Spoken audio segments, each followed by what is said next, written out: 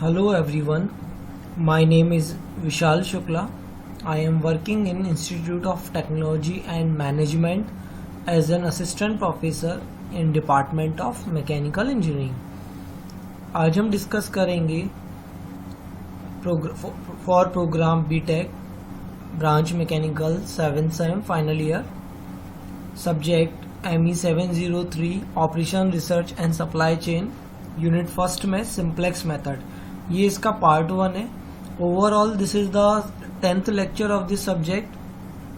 Last videos की अगर हम बात करें तो हमने ऑपरेशन रिसर्च में हम लीनियर प्रोग्रामिंग के बारे में बात कर रहे हैं. लीनियर प्रोग्रामिंग में हमने ग्राफिकल मेथड डिस्कस किया था. ग्राफिकल मेथड में हमने देखा था कि हम 2 वेरिएबल्स के लिए किस तरह ग्राफ में x axis and y axis draw करके मींस जो भी हमारे डिसीजन वेरिएबल्स होते हैं उनको हम पुट कर देते हैं एक्स एक्सिस और वाई एक्सिस पे, and then we can easily find the best solution और द ऑप्टिमल सॉल्यूशन. और हम किस तरह से करते थे वो हमने देखा था वीडियोस में. जैसे हमें कोई इंटरसेक्टिंग पॉइंट में कोई वैल्यूज फाइंड करना है, कोऑर्डिनेट फाइंड करना है, तो हम इक्वेशन की वैल्यू रख के वहां पे कोऑर्डिनेट फाइंड कर लेते थे उस पॉइंट्स के. तो यहाँ पे हम सिंप्लेक्स के बारे में समझेंगे. सेम प्रॉब्लम को लूंगा मैं यहाँ पर, किस तरह से इसमें करने वाले हैं. ठीक है, तो ग्राफिकल और सिंप्लेक्स का पहले मैं आपको कुछ कनेक्शन बता देता हूँ यहाँ पर. देखिए, आप जब आज का रिजल्ट निकालने जाएंगे आपका रिजल्ट सेम आएगा, ध्यान रखिएगा रिजल्ट सेम आएगा. लेकिन अगर मैं एग्जाम पॉइंट ऑफ व्यू से बात करूँ, यूनिवर्सिटी से पॉइंट ऑफ व्यू से बात करूँ, तो यहाँ पर अगर मान लीजिए क्वेश्चन में लिखा है you have to solve the problem by simplex method, then you can not use graphical method for it. You have to solve by simplex method only. तो आपको मेथड आनी चाहिए. लेकिन जब कंपटीशन के लिए बात करोगे तो वहां पर कहीं अगर ऐसा कुछ मेंशन नहीं होता है कि आपको सॉल्व ग्राफिकल से ही करना है, सिंप्लेक्स से करना है, आपको आना चाहिए. ठीक है, किससे सॉल्व कर रहे हैं it depends on the means only you have to tick the option. वो वहां नहीं देखेंगे कि आपने किससे सॉल्व किया. लेकिन जब डिस्क्रिप्टिव की बात करते हैं तो डिस्क्रिप्टिव में आपको ग्राफिकल भी आना चाहिए और सिंप्लेक्स भी आना चाहिए. ठीक है, तो अब इस वीडियो की हम आउटलाइन के बारे में बात कर लेते हैं, क्या इसमें गिवन है. Okay, first is introduction, then introduction to simplex, then conditions of simplex, फिर सिंप्लेक्स मेथड के बारे में बात करेंगे, और इनिशियल बेसिक सॉल्यूशन मीन्स जो फर्स्ट टेबल के बारे में बात करेंगे यहाँ पे. फिर एक असाइनमेंट है, then learning outcome and references. Okay, start करते हैं सिंप्लेक्स मेथड के बारे में. Simplex method, also called simplex technique or simplex algorithm, was developed in 1947 by G.V. Dentich. तो यहाँ पर अगर मैं इस मेथड की बात करूँ तो ये आपके कॉर्नर्स के अकॉर्डिंग वर्कआउट करता है. मींस जैसे हमारा ग्राफिकल मेथड में कोई भी जो ग्राफ ड्रॉ होता था, तो उस ग्राफ की अगर मैं बात करूँ तो ग्राफ की जितनी भी बाउंड्री है तो बाउंड्री के कॉर्नर पॉइंट की वैल्यू को ये कैलकुलेट करेगा.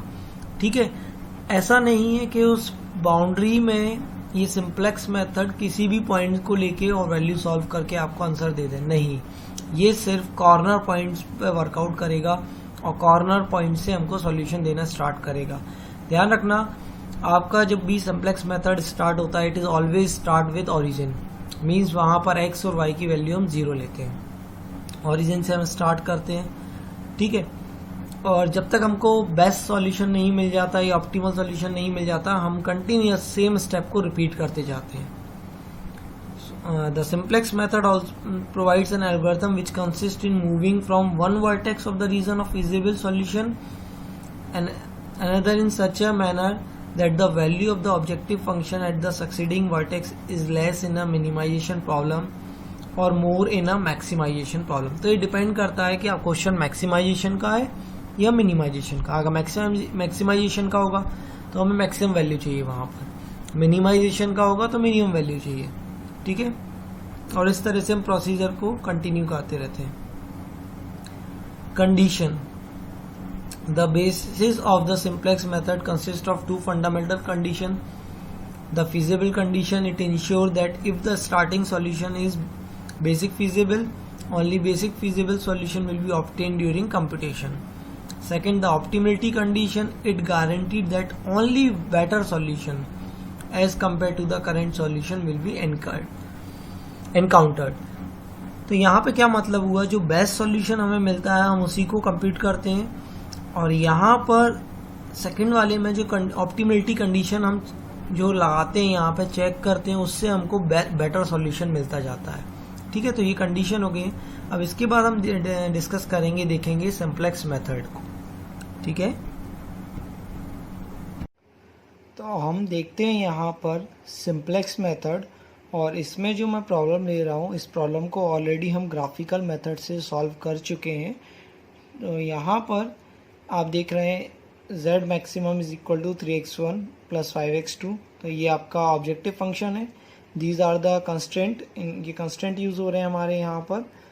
तो और यहाँ पर अगर हम नॉन नेगेटिव कंस्ट्रेंट की बात करते हैं तो उसमें हम क्या बोलते हैं, x1 comma x2 is greater than equal to 0। तो यहाँ पर आप देख रहे हैं ये इक्वेशन जो हमारी लिखी हुई है ये इनइक्वलिटी फॉर्म में है। तो सबसे पहले हम इस इक्वेशन को कन्वर्ट कर लेते हैं इक्वलिटी फॉर्म में। जैसे इक्वलिटी फॉर्म में हम कन्वर्ट करने जाते हैं, जैसे मान लीजिए मैं बात कर लेता हूँ x1 इज लेस देन 4। तो अगर आप उसमें कुछ एडिशन करते हैं तो हो सकता है वो 4 के इक्वल हो जाए। तो यहाँ पर एक नया टर्म हम सीखेंगे जिसको हम बोलते हैं स्लैग वेरिएबल। ठीक है, तो मैं यहाँ पर स्लैग वेरिएबल को इंट्रोड्यूस करता हूँ सबसे पहले, और एक एग्जांपल से इसको समझा देता हूँ कि स्लैग वेरिएबल होता क्या है। तो सबसे पहले समझना है स्लैग वेरिएबल। मैं इंट्रोड्यूस कर रहा हूँ एक टर्म, मैं इसको सॉल्व करने के लिए जा रहा हूँ सिंप्लेक्स मेथड को। ठीक है, और सॉल्व करने से के लिए सबसे पहला जो टर्म हम यूज़ करते हैं यहाँ पे स्लैग वेरिएबल के बारे में बात कर रहे हैं। स्लैग वेरिएबल, तो ये इस तरह से हम ले लेते हैं s1 comma s2 dot dot dot. ठीक है, जितनी ज़रूरत पड़ेंगे उतने हम स्लैग वेरिएबल लेते हैं। अब क्या मतलब हुआ यहाँ पे समझना, जैसे मान लीजिए मैं आपसे बोल रहा हूँ 3 इज़ लेस देन 6। ठीक है, अब अगर 3 में आप कुछ ऐड कर दोगे तो हो सकता है वो 6 के इक्वल हो जाए, क्योंकि यहाँ पे जो इनइक्वलिटी का साइन है वो इस इक्वेशन को मैं कन्वर्ट करने जा रहा हूँ इक्वलिटी में। तो मैं यहाँ पर ये लिख सकता हूँ 3 plus s1 is equal to 6। तो इस तरह से ये हमारा स्लैग वेरिएबल का काम कर रहा है यहाँ पर। ठीक है, तो अब मैं क्या कर रहा हूँ, यहाँ पे इक्वेशन को चेंज कर रहा हूँ स्लैग वेरिएबल के टर्म में। तो ये जो इक्वेशन है हमारी, मैं इसको स्लैग वेरिएबल के टर्म में लिखूंगा। सबसे पहले मैं z मैक्स को लिख रहा हूँ, z max equal to 3x1 plus 5x2। अभी मैं एज इट इज लिखा रहने दे रहा हूँ, इसमें बाद में बताऊंगा किस तरह से ऐड करेंगे। सब्जेक्टेड टू कंस्ट्रेंट में हमारा क्या हो जाएगा, तो ये हो जाएगा late x1 plus s1 equal to 4। तो फर्स्ट कंस्ट्रेंट को इस तरह मैंने लिख दिया है। सेकेंड कंस्ट्रेंट को मैं लिखूंगा 2x2 plus s2 is equal to 12। Third constraint क्या हो जाएगा हमारा 3x1 plus 2x2 plus s3 equal to 18। तो यहाँ पर ये थर्ड स्लैग वेरिएबल आ गया हमारा। जितनी इक्वेशन होंगी उतने स्लैग वेरिएबल आएंगे। और एक और क्या टर्म आ जाता है हमारे यहाँ पर, non negative constant, that is x1 comma x2 is greater than equal to 0। और यहाँ पे मैं क्या करूँगा, जैसे आपको ये दिया हुआ, तो इसमें हम स्लैग वेरिएबल के बारे में बात करेंगे। तो मैं इस तरह से लिख सकता हूँ plus 0 s1 plus 0 s2 plus 0 s3। तो आप देख रहे हैं इससे इक्वेशन पे कोई इफेक्ट नहीं आ रहा है। तो इस तरह से मैंने ऐड करके इसको स्लैग वेरिएबल के टर्म में लिख दिया यहाँ पर। ठीक है, अब यहाँ पर हम देखेंगे कि हमारे पास इक्वेशंस कितनी है। ये तो हमारा मेन ऑब्जेक्टिव फंक्शन है, तो इसमें हमने 0 कर दिया था क्योंकि ये आपका स्लैग वेरिएबल से कुछ इफेक्ट नहीं आएगा। ये टर्म हमने इनइक्वलिटी को इक्वलिटी में कन्वर्ट करने के लिए इंट्रोड्यूस की है। लेकिन टोटल नंबर ऑफ वेरिएबल्स कितने हो गए ये सबसे पहले हम समझ लेते हैं यहाँ पे। ठीक है, s1 s2 s3 क्या हमारे स्लैग वेरिएबल्स। तो यहाँ पे नंबर ऑफ इक्वेशंस कितनी हो गई हमारी, नंबर ऑफ इक्वेशंस कितनी हो गई हमारी तीन इक्वेशन है, इक्वेशन में कोई चेंज नहीं आया, 1 2 3। नंबर ऑफ वेरिएबल्स कितने हैं हमारे, नंबर ऑफ वेरिएबल्स, तो नंबर ऑफ वेरिएबल है हमारे पास 5। अब हम देख रहे हैं अगर हम कोई भी इक्वेशन को सॉल्व करते हैं तो जितनी इक्वेशन होती हैं अगर उतने ही वेरिएबल होते हैं तो हम उन वेरिएबल्स की इजीली वैल्यू कैलकुलेट कर सकते हैं। पर अगर ऐसा नहीं है तो आप देख रहे हैं यहाँ पर वेरिएबल्स ज़्यादा हैं, तो वेरिएबल ज़्यादा हैं तो इट मीन्स हम फाइंड करेंगे कितने एक्स्ट्रा वेरिएबल हैं, तो number of extra variables, number of extra variables,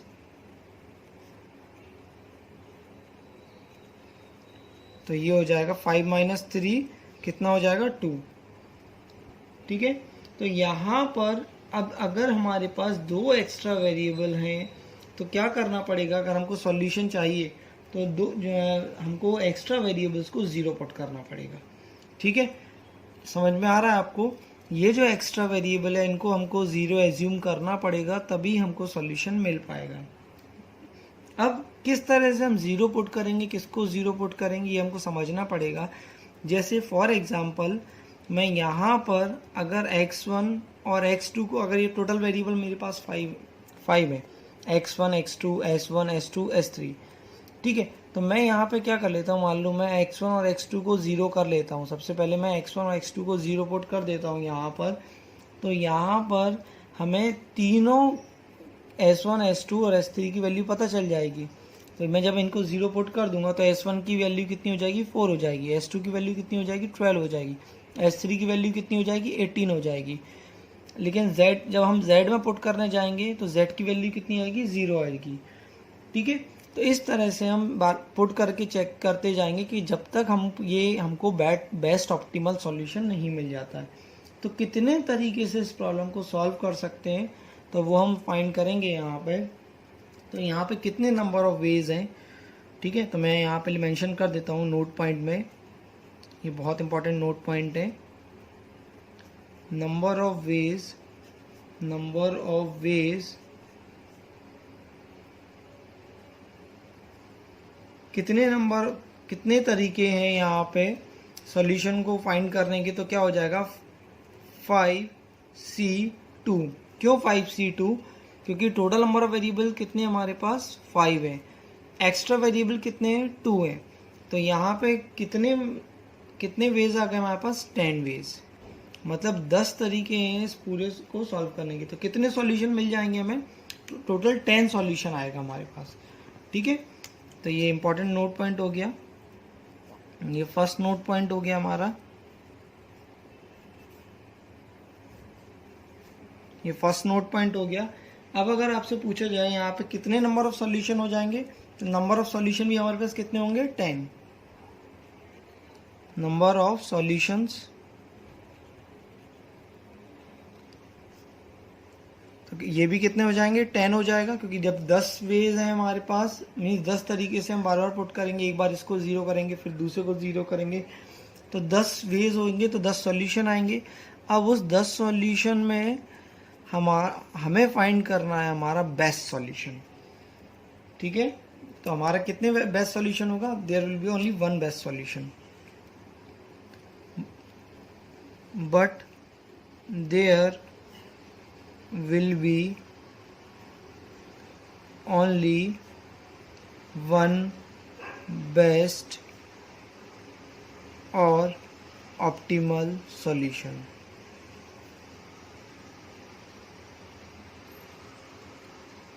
ठीक है, सिर्फ एक ही हमारा बेस्ट होगा या उसमें उसको हम बेस्ट बोलते हैं ऑप्टिमल बोलते हैं। अब यहाँ पर हम बात करते हैं दो इंपॉर्टेंट टर्म की। तो सबसे पहला टर्म आता है हमारा बेसिक वेरिएबल,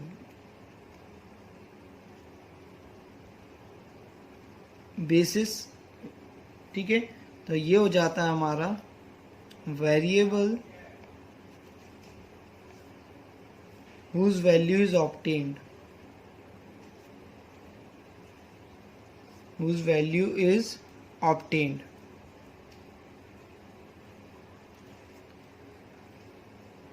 नॉन बेसिस क्या हो जाएगा यहाँ पे,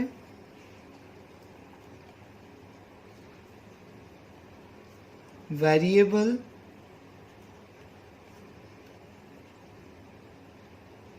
whose value is equal to 0। तो यहाँ पर जैसे मैंने अभी क्या एज्यूम किया था, x1 और x2 को 0 पुट किया था सबसे पहले केस में, तो हमारे x1 और x2 क्या हो जाएंगे, नॉन बेसिस वेरिएबल हो जाएंगे। बेसिस वेरिएबल क्या है, variable whose value is obtain. तो जैसे यहाँ पर हमने x1 को 0 पुट किया, तो s1 क्या हो गया, बेसिक वेरिएबल। x2 को 0 पुट किया, तो s2 क्या हो गया, बेसिस वेरिएबल। x1 x2 को 0 पुट किया, s3 क्या हो गया, बेसिस वेरिएबल। नॉन बेसिस में क्या आ गया, x1 x2। ठीक है, अब हम फाइंड करेंगे यहाँ पे इसकी टेबल फॉर्मेशन। तो टेबल फॉर्मेशन के बारे में हम समझेंगे यहाँ पे किस तरह से टेबल हम बनाते हैं। तो जो फर्स्ट टेबल हम बनाएंगे, सिंप्लेक्स में आ जाते हैं। तो सबसे पहले हम सिंप्लेक्स मेथड में, जब हम सिंप्लेक्स मेथड पढ़ रहे हैं, तो हम टेबल फॉर्मेशन के बारे में यहाँ पर देख लेते हैं। तो यहाँ पे हम फॉर्म करते हैं फर्स्ट टेबल।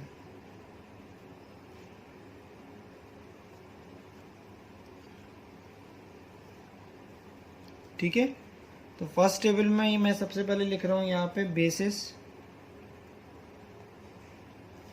ठीक है, फिर वैल्यू, और उसके बाद मैं यहाँ लिख रहा हूं variables, x1 x2 s1 s2 s3। ठीक है,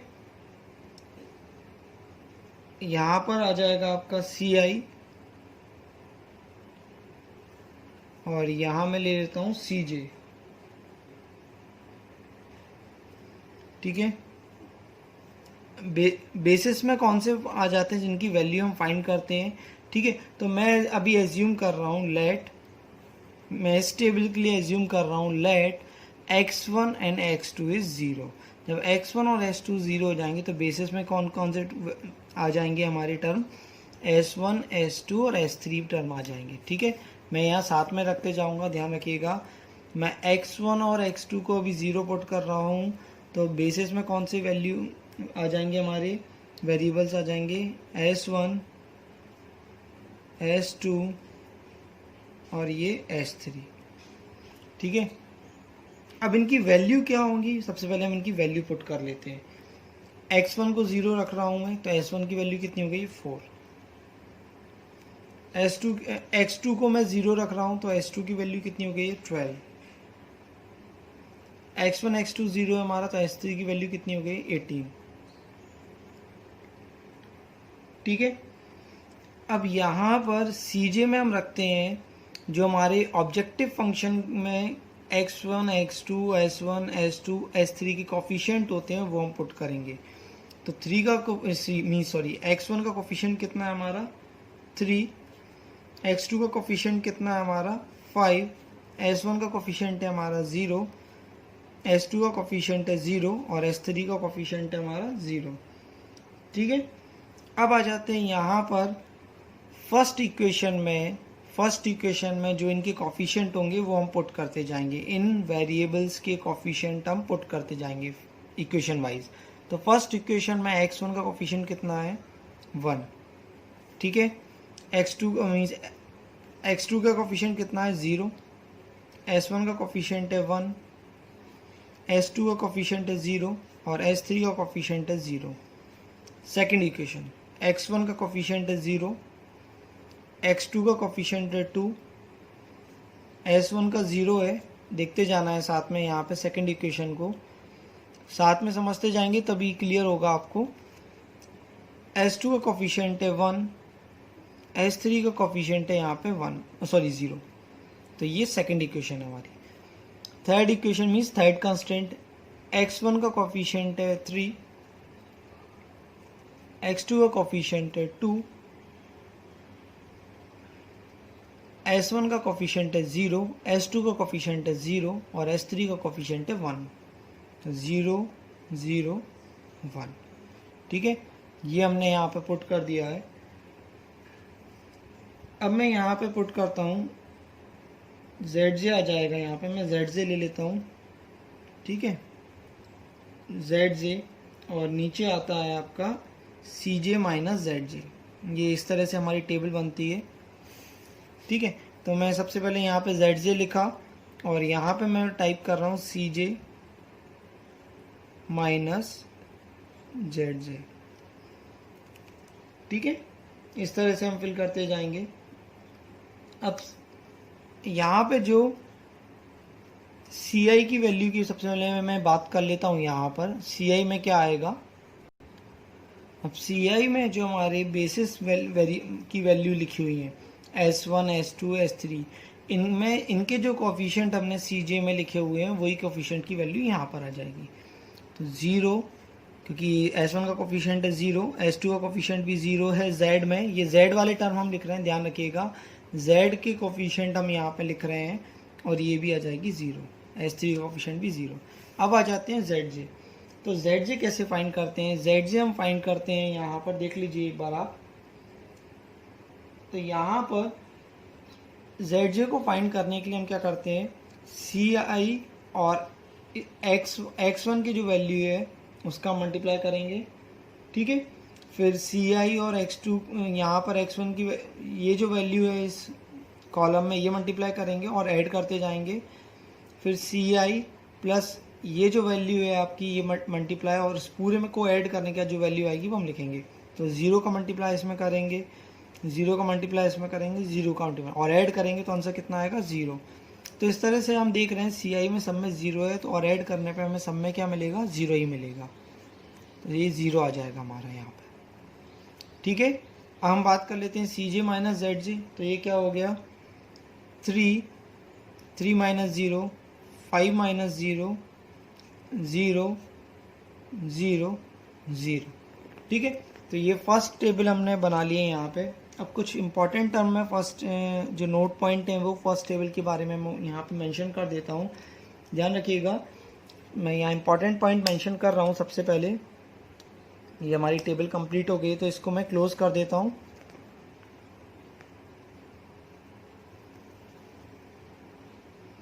ये हमारी फर्स्ट टेबल बन गई है।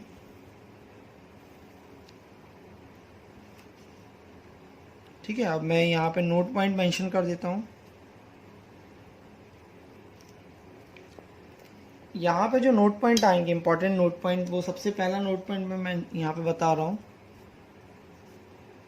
फर्स्ट नोट पॉइंट है आप हमारा फर्स्ट टेबल है ये जो हमारी, इसको हम बोलते हैं इनिशियल बेसिक सॉल्यूशन।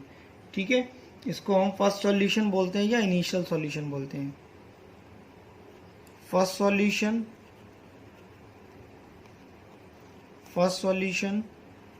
और इनिशियल बेसिक सॉल्यूशन, ये फर्स्ट टेबल का पहला पॉइंट है। ठीक है, एक और इम्पॉर्टेंट पॉइंट यहाँ पर, first table is never is optimal. First table is never optimal.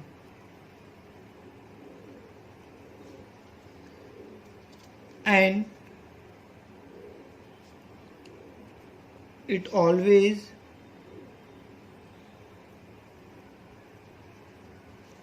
starts from origin.